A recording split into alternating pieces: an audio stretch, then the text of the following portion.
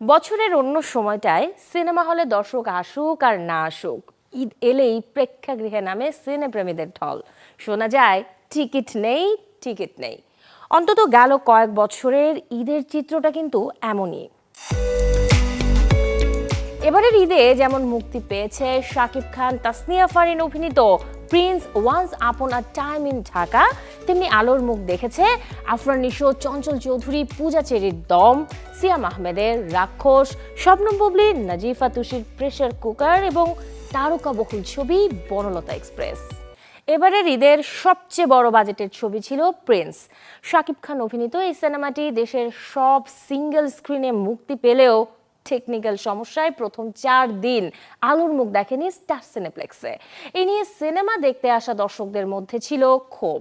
ছবি একটা গোলমিল, ছবি 69 করছে, উল্টা পুল্টা মিলাইতে পারে না। ছবিটা ফেভারেট দেশ দৃষ্টিকোণ না। রাফি রায়হান যখন প্রত্যেকটা ছবির ভিতরে মজা বা আনন্দ ফুর্তি বা এক ডিস্ট্রিক্ট একটা মিলে দিয়েছে, কিন্তু এটা পেল না। এত বাজে হবে। আর সাকিব খানের তো প্রতিগুলো ছবি দেখা হয়েছে, তো এইটার জন্য এক্সপেকটেশন নিয়ে আসছিলাম দেখার জন্য যে হয়তো বা একটু ভালো হবে। সবাই তার রিভিউ ভালো দেয় না, তো এই জন্য দেখতে আসছিলাম। কিন্তু হলের প্রবলেমও ছিল, আর ছবির লাইনও এক জায়গা থেকে আরেক জায়গায়, এক জায়গা থেকে আরেক জায়গায় এরকম চলে গেছে। কোনো গল্প নাই, লেখককে আই ডোন্ট নো, বাট গল্প এত বাজে, আগামাথা কিছু নেই। 3টে হিরোইন কি করলো, মারামারি করলো, শেষ। ভাই টাকা ওয়েস্ট করছি নাথিং। গানগুলা ওরকম ভালো ছিল না, কিন্তু আরো বেটার হওয়ার প্রয়োজন ছিল। এই শিয়াল আর নেকড়েরা চলে প্রিন্সের হুকুমে।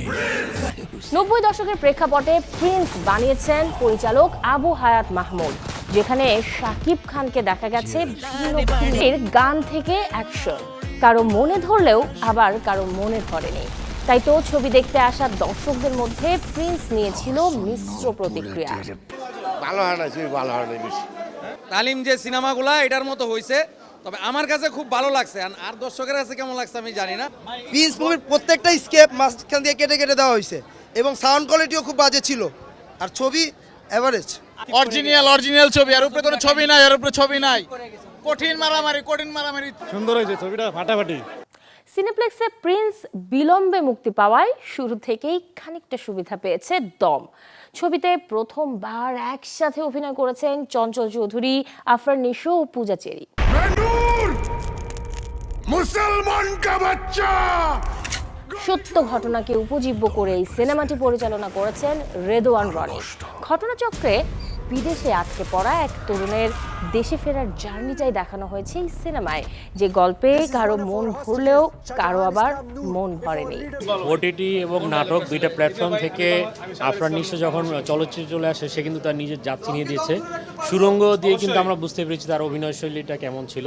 আজকে তিনি আবারও প্রমাণ করলেন ভালো অভিনয়। অসাধারণ ছিল, একজন বাংলাদেশি মুসলমানের খুব সুন্দর একটা গল্প। তো নিশো যে বছর একটা মুভি করে, একটা মুভিতে একদম পুরা সারা বছর কামে দিতে পারে। এই সাকিব খান বেল নেই ভাই। আমি শাহজাহান ইসলাম নূর, বাংলাদেশি মুসলমান, এটাই বেস্ট, এটাই ঠিক আছে। অসাধারণ। আফরান নিশো তো সব সময় ভালো লাগে, কিন্তু পূজা চেরিকেও এই মুভিতে খুব ভালো লাগছে। আমার কাছে মনে হয় যে বাংলাদেশের যে ফিল্ম ইন্ডাস্ট্রিটা মানে চেঞ্জ হচ্ছে, এটা বোঝা যাচ্ছে। মানুষ বলে নারী কিসে আটকায়, নারী বলে মায়ায়, ভালোবাসায়। আমি বলি না, নারী আটকায় লোভে। সিনেমা হলে সিয়ামের এবারের জার্নিটা মনে রাখার মতো। ঈদের দিন থেকেই রাক্ষস নিয়ে ভালোই সাড়া পাচ্ছেন তিনি। পরিচালক মেহেদী হাসান হৃদয় তার প্রথম ছবিতে যা দেখিয়েছেন, পরের সিনেমাতেও তাই দেখানোর চেষ্টা করেছেন। অন্তত যারা বরবাদ আর রাক্ষস দেখেছেন তারা তাই বলছেন। 20 বিদ্যা 30 দাও, 40 জন ধরা দাও, এটা আমার একটা ডায়লগ আছে। তুমি এই তো রাক্ষস দেখে আসলাম, অসাধারণ ছিল, দারুণ মেকিং, দারুণ হয়েছে, দারুণ। বাংলাদেশে তামিল মুভির যে হচ্ছে আপনার ছোঁয়াটা, সেটা কিন্তু পেয়েছি। একজন প্রেমিকের প্রেমিকার জন্য যে ভালোবাসা, তাই ফুটিয়ে তোলার চেষ্টা করা হয়েছে এই ছবিতে। কিন্তু সিনেমার কিছু দৃশ্য আর সংলাপ দর্শক মনে ভালো লাগা নয়, বরং কষ্টই দিয়েছে। মেয়েদেরকে অনেক ডিমিনিং করা হয়েছে, এটা আমি সহ্য করতে পারি নাই।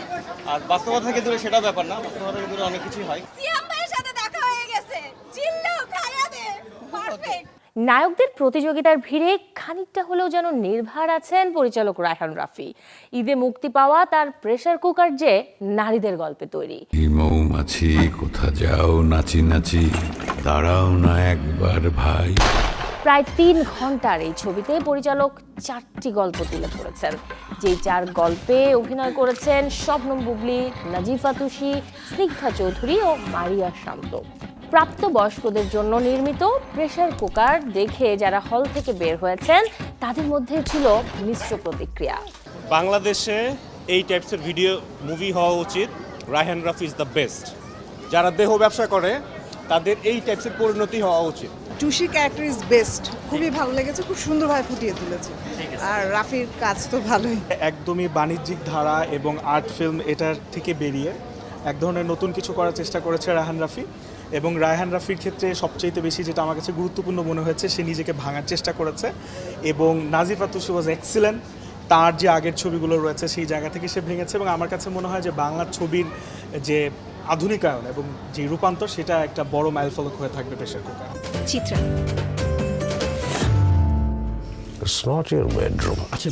মুক্তির শুরুর দিন থেকেই যেন আপন গতিতে চলছে বনলতা এক্সপ্রেস। নির্ঝঞ্ঝাট এই সিনেমাটি নিয়ে দর্শকদের মধ্যেও আছে একরকম উন্মাদনা। ঈদে যে 5 ছবি আলোর মুখ দেখেছে, সেখানে সবচেয়ে বেশি তারকা নিয়ে তৈরি সিনেমা বনলতা এক্সপ্রেস। হুমায়ুন আহমেদের গল্পে যেটি পরিচালনা করেছেন তানিম নূর।